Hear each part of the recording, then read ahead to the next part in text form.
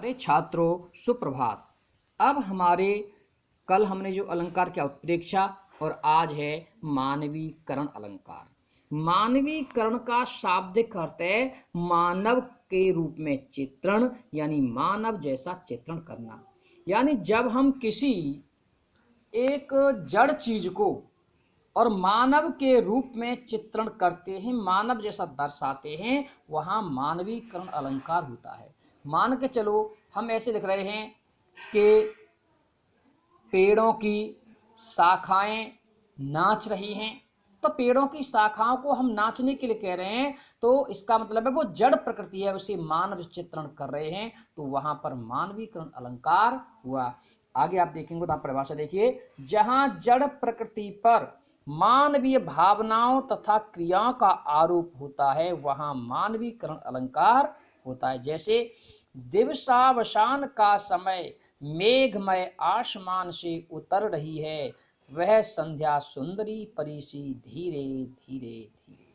यहाँ हम देखते हैं कि देखिए ये निराला की कविता है, जिसमें कहा गया है कि जो संध्या सुंदरी है, संध्या को एक सुंदरी माना गया है, तो संध्या का चित्रण एक स्त्री के रूप में, इसलिए यहाँ पे मानवीकरण अलंकार हुआ।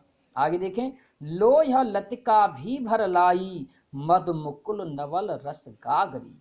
यहाँ पर भी हम देखते हैं ये हमारे प्रसाद की कविता है कि लतिका यानी बेल, लता भी रस रूपी नवल रस को भर के लाई है गागर में। तो यहाँ लतिका का जो लता है उसका एक औरत के रूप में चित्रण हुआ है, यहाँ भी मानवीकरण अलंकार हुआ। आगे देखिए, मेघ आए बड़े बंठन के समर के।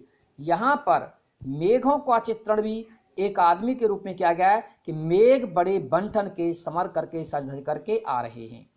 ऐसे देखें, सुमन सुवकने लगे धरा के अश्रु बहने लगे।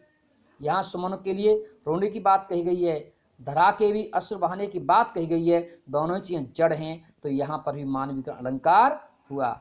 आगे देखिए, अन्य उदाहरण है, चंचल पग दीप शिखा के घर गृह मग वन में आया बसंत। यहाँ बसंत के आने की बात कही गई, जबकि बसंत जड़ है।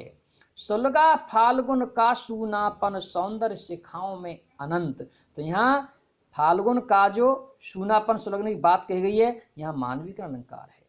उदयाचल से किरण धेनुए हाँक ला रहा प्रभात का ग्वाला।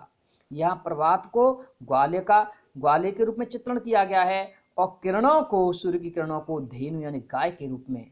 आगे देखें, पूंछ उठाए चली आ रही छिते जंगलों से टोली। और यहाँ पर जंगलों को टोली के रूप में दिखाया गया, जैसे कोई पशु आता है पूंछ उठाए हुए, इसी तरीके से, तो यहाँ भी जंगल का चित्रण हुआ है, मानवीकरण हुआ। आगे देखें, अचल हिमगिर के हृदय में आज चाहे कंप फूले।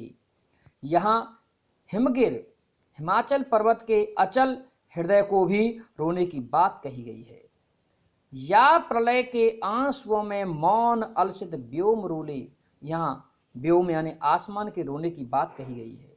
फिर देखें, हंसते हैं छोटे पौधे लघुवार। छोटे पौधों के हंसने की बात कही गई है। नृत्य करने लगी डालियां। यहाँ पेड़ों की डालियों के नाच करने की बात कही गई, जबकि ये सारी चीजें क्या हैं, जड़ हैं।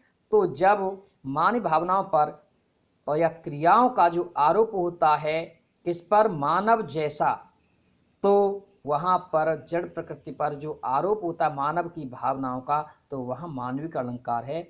इसीलिए सारे उदाहरण मानवीकरण के हैं। प्यारे छात्रों, धन्यवाद। सारे उदाहरणों को समझें, क्लियर कॉपी पर नोट करें, समस्या हो तो बताएं। धन्यवाद।